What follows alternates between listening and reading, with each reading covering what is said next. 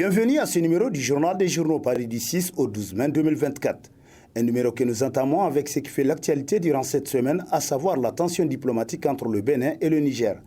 À cet effet, trouver un terrain d'entente, titre entre autres à sa une l'hebdomadaire satirique Le Canard déchaîné, qui rappelle que les relations entre le Niger et le Bénin se sont détériorées depuis les événements du 26 juillet dernier. Cette semaine, cette crise a connu un climax avec la décision inattendue du Bénin de bloquer tout embarquement du brut nigérien à partir de son port. Une décision qui vise, selon les informations du journal, à protester contre les autorités du CNSP qui ont maintenu la frontière entre les deux pays fermée malgré la levée des sanctions de la CEDEAO et l'UEMOA. Face à ce blocage, les deux pays doivent trouver un terrain d'entente dans le cadre de la protection de leurs intérêts économiques communs, selon le satirique qui renchérit. Quoi qu'il en soit, les deux pays sont aujourd'hui contraints de trouver un terrain d'entente par rapport à leurs différends dans l'intérêt bien compris de leur population. L'économie du Bénin profite beaucoup de celle du Niger et vice-versa, d'après le Canard déchaîné, pour qui l'émotion doit laisser la place au pragmatisme et à la réelle politique afin de permettre aux deux pays de souffler. Situation politique, Bazoum victime de ses propres turpitudes, titre à la une de sa parution en date du 9 mai, le bi-hebdomadaire La Roue de l'Histoire Info, qui constate que 9 mois après le coup d'État qui a éjecté Bazoum Mohamed de son fauteuil, ses partisans continuent d'entretenir un débat pour le moins lassant sur une supposée implication d'Issifou Mahamadou dans le putsch.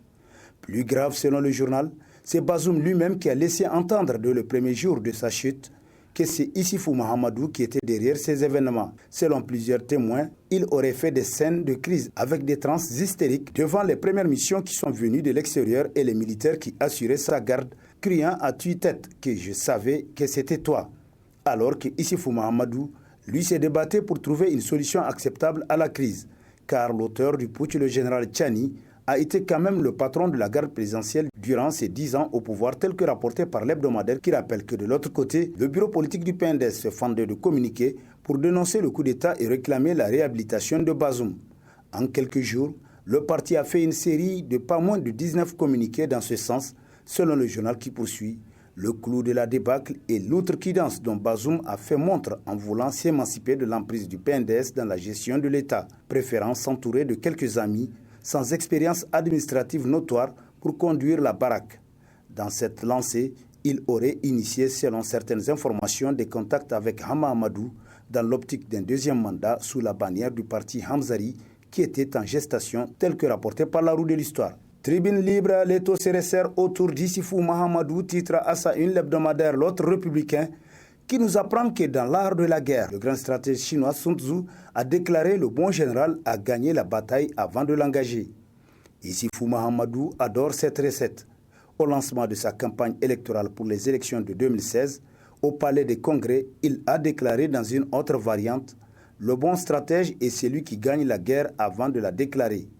C'est apparemment l'application cynique de la boutade du général Sun Tzu qui a permis à Issifou d'être maître en tagdar, mot à machek, cette façon de dégainer le premier ou de surprendre l'adversaire, y compris en recourant à la traîtrise et à la lâcheté selon l'autre républicain pour qui, dans une confusion totale, le monde observe comment le compagnon de plus de 30 ans de Bazoum pourrait-il se tirer d'affaire dans l'imbroglio actuel. Rebondissement de l'affaire de 3,4 millions de dollars de rétrocommission, initiative des parquets américains et français ou conséquence de la brutale rupture consommée entre Issifou et Bazoum, s'interroge à la une de sa parution l'hebdomadaire satirique Le Canard en furie, qui nous apprend que selon Média Africa, cette affaire enterrée au Niger, inconnue des tribunaux et même oubliée, remise sur la table par la justice américaine et française, la multinationale Areva a acheté 2500 tonnes d'uranium auprès de la Sopamine, achat suite auquel 3,4 millions de dollars auraient été versés à l'ex-président Issifou Mahamadou à titre de rétrocommission. En revanche, ces sous qu'Issifou s'est tapés sont juridiquement qualifiés de corruption et il doit répondre de ses actes pour les faits qui lui sont reprochés. Issifou est désormais dans de très sales draps alors que les Nigériens attendaient impatiemment et de pied ferme de le voir croupir devant les tribunaux. Est-ce que c'est un règlement de compte déguisé que se livrent les deux clans à couteau tiré en fonction des moyens et des opportunités de chacun? Pourquoi l'irruption de ce dossier refait surface pendant cette période de vive tension entre les anciens frères du Parti Rose en voie de disparition? Sont des questions que se pose le Canard en furie qui conclut Dans tous les cas, Issoufou s'est mis la corde au cou un peu partout en voulant trop user avec le peuple et ses anciens amis. Où sont passés les 20 milliards de la RTP destinés à l'armée? L'argent a pris une destination obscure, titre dans sa rubrique Nation l'hebdomadaire Le Courrier, qui nous apprend que selon une source très crédible, les 20 milliards du Fonds d'accès universel n'ont jamais servi à acheter des armements au contingent militaire nigérien au Mali, et c'est d'ailleurs pourquoi le Parlement a voulu creuser afin de déterminer l'usage qui en a été réellement fait. Le journal dit que la source est formelle. Non seulement les 20 milliards en question n'ont jamais servi à la cause indiquée dans les 2 conventions d'avance de trésorerie qui ont permis de dépouiller l'ARM de ses ressources, mais les montants versés par l'ONU en contrepartie de la participation du Niger au maintien de la paix au Mali en plus n'ont pas été versés à l'ARM, ARTP, actuel ARCEP, en guise de remboursement. Quant à la commission parlementaire devant statuer sur l'utilisation de ces 20 milliards, elle a été certes instituée par résolution du 6 juin 2015, mais elle n'a jamais produit de rapport public. Il n'y a eu pour ainsi dire que la résolution portant sa création qui soit connue à ce jour. Aujourd'hui, avec l'avènement du CNSP, il est du devoir des autorités d'élucider cette obscure affaire qui impliquerait des personnes qu'on ne peut pas imaginer. La COLDEF se doit alors de prendre en charge ce dossier pour faire éclater la vérité sur l'utilisation faite des 20 milliards de l'ARTP, conclut Le Courrier. Niger, le retour du pays du général Tchani sur le marché financier, une émouvante preuve de confiance, s'exclame dans les colonnes de sa parution en date du 8 mai le quotidien privé Mouria La Voix du Niger, qui nous apprend que le Niger, durement secoué par les sanctions de la CEDEAO, a réussi à mobiliser un montant qui a surpris beaucoup d'observateurs, celui de 457,99 milliards de francs CFA sur le marché de l'UEMOA. Au-delà de toutes les spéculations sur les forces et les faiblesses de l'économie nigérienne, déterminée à garder le cap pour une résilience extraordinaire, le pays du général Tchani vient de démontrer à la face du monde qu'il regorge encore de ressources pouvant amener les investisseurs à lui faire confiance. Le Niger en est un bel exemple. C'est pourquoi les détracteurs du CNSP préfèrent pointer du doigt les difficultés réelles mais passagères du pays que les nombreux atouts qui caractérisent l'économie nigérienne qui, à bien des égards, a fait montre de résilience. L'essentiel pour la nation nigérienne n'est pas de succomber à des vaines supputations sur la manière de mobiliser les fonds par les autorités de l'heure, mais surtout l'emploi qui en sera fait de ceci, conclut Mouria La Voix du Niger. Niger, transition politique, saluer et encourager les patriotes du silence, titre dans sa rubrique Nation l'hebdomadaire Le Nouveau Républicain, pour qui, dans le contexte de combat pour la survie dans lequel notre pays s'est retrouvé, placé malgré lui, tous les apports citoyens doivent être soutenus et encouragés. Il faut absolument maintenir l'énergie de l'engagement pour la sauvegarde de la patrie. Du reste, certains apports relèvent de secteurs stratégiques, tels les transporteurs routiers. Malgré le trajet devenu plus long et pénible depuis les embargos de la CEDEAO, le stress d'attaques terroristes possibles, des routes piégées avec des mines,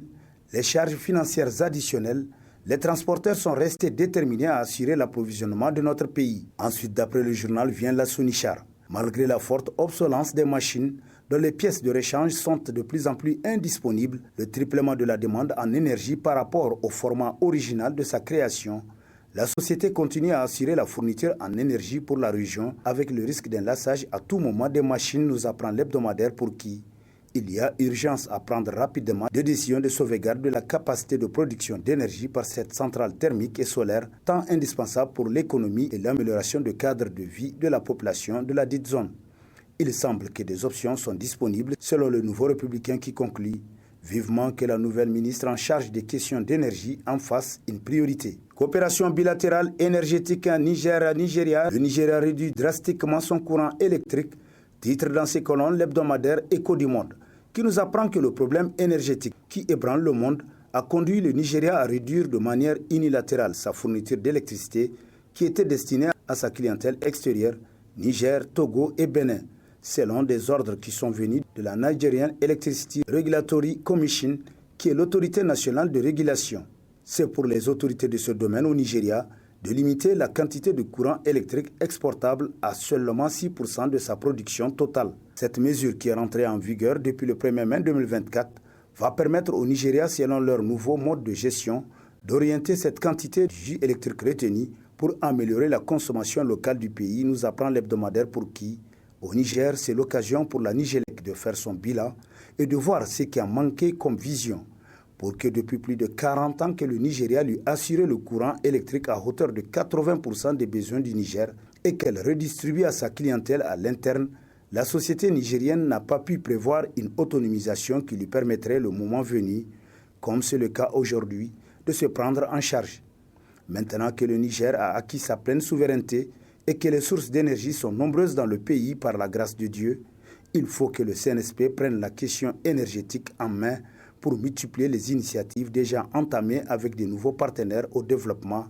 pour ce qui concerne l'énergie électrique d'après Écho du Monde. Désengorgement des abords du Grand Marché, le nouvel administrateur délégué de Niamey fait des émules, titre dans sa rubrique Société Niger Inter Hebdo, qui constate que quelques semaines après sa nomination à la tête de la ville de Niamey, le colonel Boubacar Soumana est en train de faire des émules.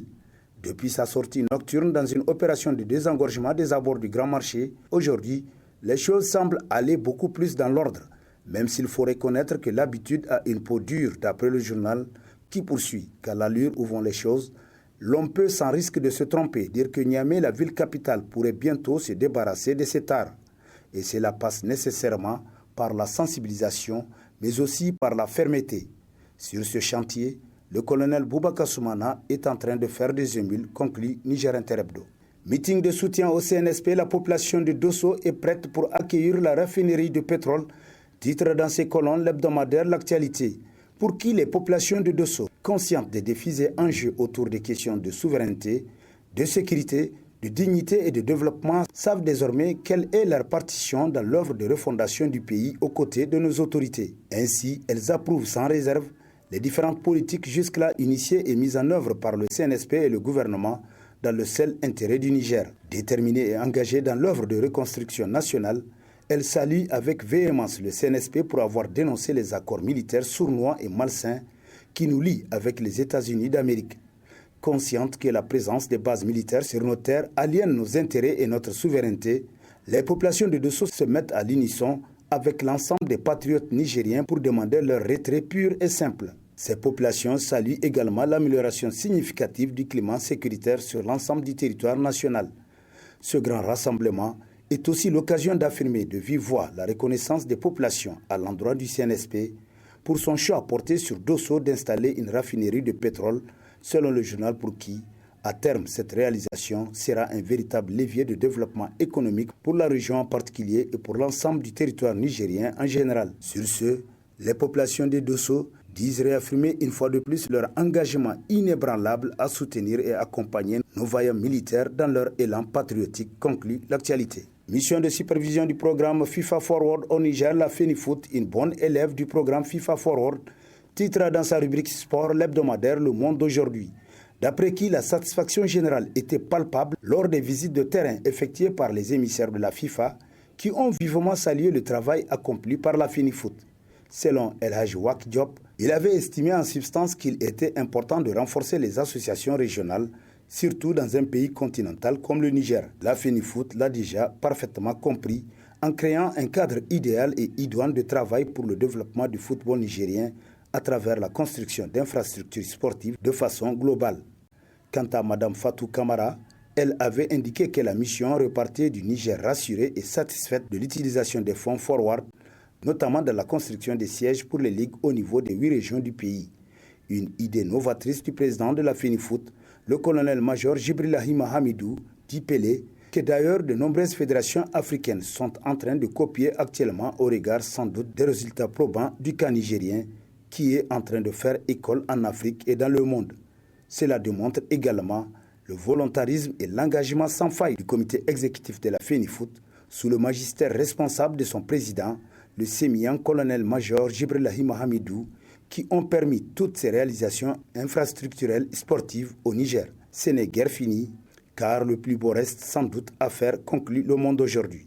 Et sur ce prend fin le présent numéro de la revue de presse. Prochain rendez-vous, plaise à Dieu dans une semaine, avec toujours la même passion de vous servir. Bonne lecture et au revoir.